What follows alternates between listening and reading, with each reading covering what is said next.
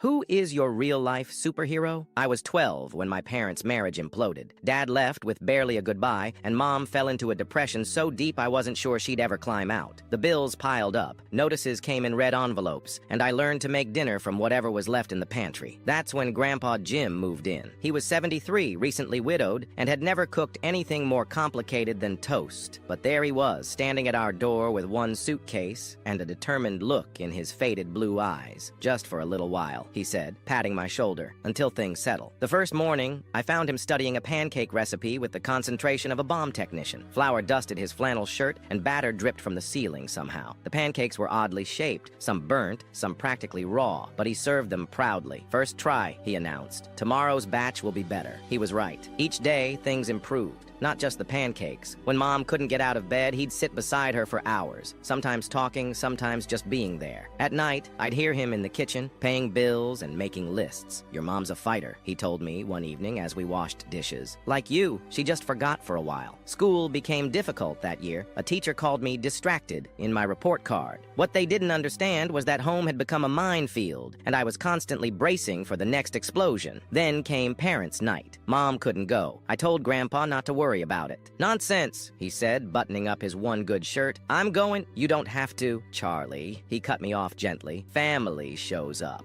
I watched him iron his pants, polish his shoes, and carefully comb his thin white hair. He looked tired. I knew his arthritis was acting up because he'd been wincing when he thought I wasn't looking. At school, he shook hands with every teacher, asked thoughtful questions, and took notes in his shaky handwriting. When Mrs. Peterson mentioned I was falling behind in math, he nodded seriously. "We'll work on it together," he promised, and we did. Every night after dinner, we'd spread my textbooks across the kitchen table. Math had never been his strong suit either, but he'd sit there squinting at problems until we figured them out together. One night, frustrated with fractions, I slammed my pencil down. "This is stupid. Dad would know how to do this." Grandpa didn't flinch at the mention of my father. He just picked up the pencil and handed it back. "Maybe he would," he said quietly. "But I'm here, and I'm not going anywhere, so let's try again." It wasn't just the homework help or the gradually improving meals. It was how he treated Mom with dignity, even on her worst days. How he fixed the leaky faucet and taught me to change a tire just because a person should know these things. How he never once complained about the cramped guest room or his aching joints. 6 months turned into a year. Mom slowly returned to us. She found a better job, started cooking again, laughed sometimes. Grandpa didn't move out until I was 14 when we were truly steady again. He lived just 3 blocks away, close enough that I could ride my bike over any time. The summer before he died, we built a treehouse together in his backyard.